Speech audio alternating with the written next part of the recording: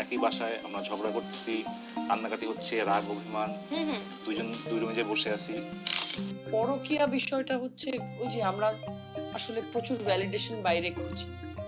যে যা এক্সপেরিয়েন্স করলাম, প্রচুর সম্পর্ক নষ্ট হয়ে যাচ্ছে। পরিচিত মেয়েরা খুব মানে ম্যারিড মেনদের প্রতি অ্যাট্রাক্টেড হয়ে যাচ্ছে জানার পরেও, এবং এটা মোস্টলি ক্লোজ সার্কেলে, পরিচিত সার্কেলের ভিতরে বেশি ঘটছে। বাসার বাইরে যে ভ্যালিডেশন কারা খোঁজে, যারা ইনসিকিউর, যারা নিজেদের আইডেন্টিটি ক্রাইসিসে ভুগে, পরকীয়া।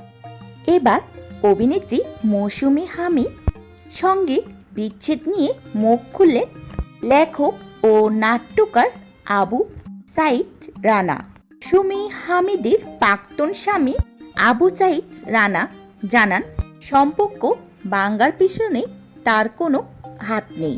তিনি চেষ্টা করেছিলেন সংসারটা টিকিয়ে রাখার জন্য, কিন্তু একে অপরের অবিশ্বাসের ফলেই আজ তারা দুজনেই বিচ্ছেদের পথে। তিনি জানান, গত বছর নভেম্বর থেকে তারা আলাদা থাকছিলেন এবং অবশেষে বিচ্ছেদের পথে হাঁটছেন। এদিক দিয়ে মৌসুমী হামিদ স্বামীর বিরুদ্ধে যেসব অভিযোগ তুলেন তা সম্পূর্ণ সরাসরি অস্বীকার করলেন রানা।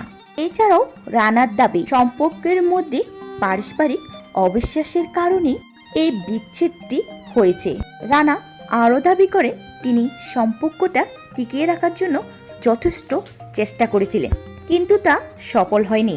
রানার কথা অনুযায়ী মৌসুমী হামিদ বিনা কারণে আমার সহকর্মীর সঙ্গে সন্দেহ করত। আমি তাকে বারবার বোঝানোর চেষ্টা করেছিলাম, কিন্তু সে তা শুনতে রাজি নয়। আর এই সন্দেহকে ঘিরে ধীরে ধীরে দূরত্ব সৃষ্টি হয়। রানা অভিযোগ করে, তার ব্যক্তিগত স্বাধীনতাও নষ্ট হয়ে যাচ্ছে।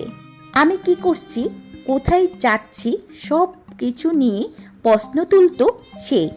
এমনকি আমার চরিত্র নিয়েও আঙ্গুল তুলেছে। এছাড়া তার জীবনযাত্রাও ছিল অনেকটা উচ্ছৃঙ্খল। তিনি আরও দাবি করেন, মৌসুমী নিয়মিত পার্টি করতেন, গভীর রাতে বাসায় ফিরতেন, যা নিয়ে অভিযোগ জানালে পরিস্থিতি হতো আরও খারাপ। রানার ভাষ্য অনুযায়ী, আমি সব কিছুই সহ্য করেছি, কিছুই বলিনি। আমি সব কিছুই সহ্য করেছি। যখন আমার চরিত্র নিয়ে প্রশ্ন তুলল, তখনই আমার আর সহ্য হয়নি। সব মিলিয়ে পারস্পরিক অবিশ্বাস, মতবিরোধ, জীবনযাপনের সংজ্ঞাকে তাদের বিচ্ছেদের মূল কারণ হিসেবে জানিয়েছেন রানা।